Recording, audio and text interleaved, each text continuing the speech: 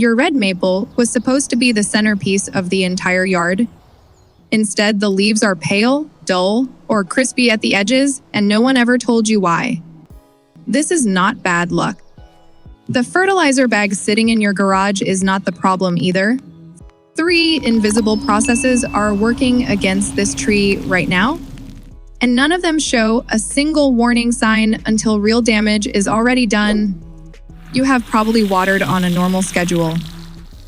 You have probably fed the tree on a normal schedule. You followed the advice, and the tree still failed you.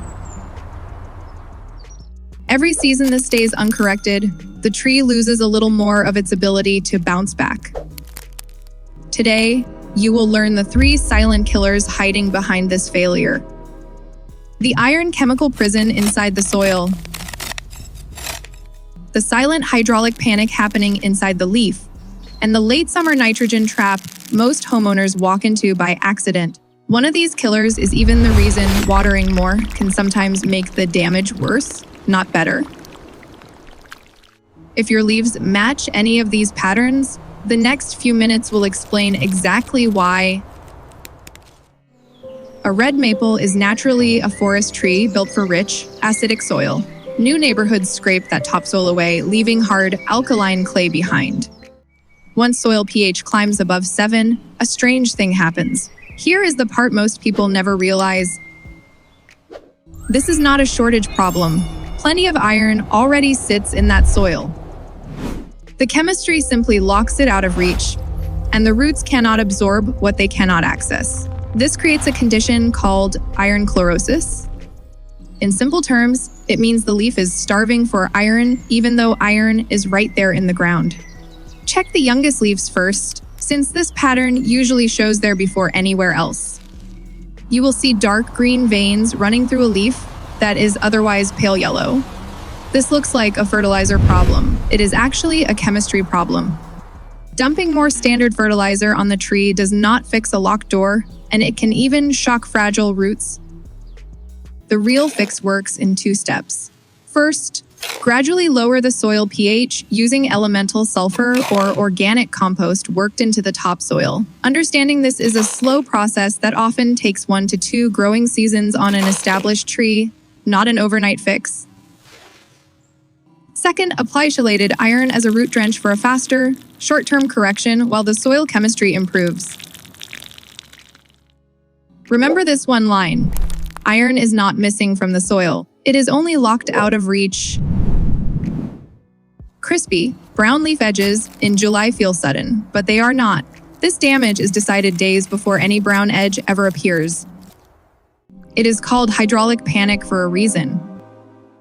On hot, dry afternoons, leaves lose water into the air faster than shallow roots can resupply it. So the tree shuts down water flow to certain leaf sections to protect the rest of itself, the same way a body redirects blood flow to protect vital organs under stress. Many homeowners notice the same pattern every July, with one side of the canopy fading first, usually the side facing the most afternoon sun. By the time you see crispy edges, that shutdown decision was already made. Light daily sprinkling feels helpful, but it only trains roots to stay shallow and weak. The real fix is a deep, slow soak at the outer edge of the canopy, once or twice a week for about 45 minutes. This trains roots to grow deeper, into cooler, more stable soil. Remember this one line: crispy edges are the tree's last warning, never its first.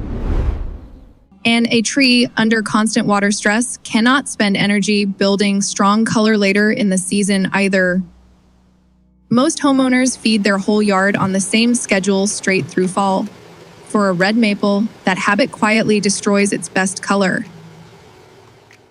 The surprising thing is, this trap usually happens because someone is trying to help the tree, not hurt it. Nitrogen itself is not the enemy here.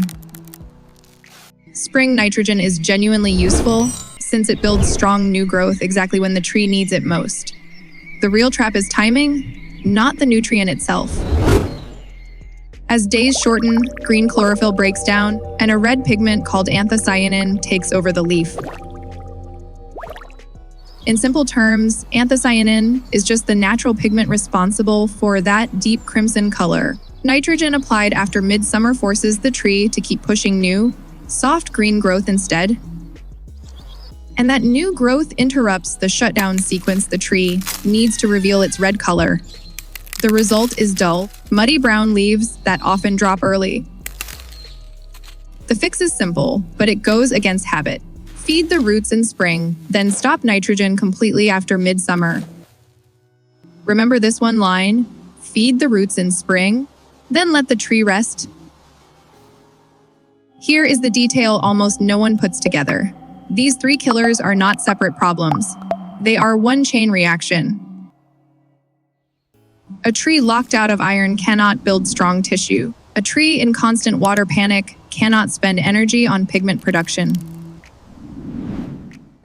And a tree pushed with late nitrogen never gets the chance to finish the process at all. Fixing only one of these rarely produces the canopy you actually want.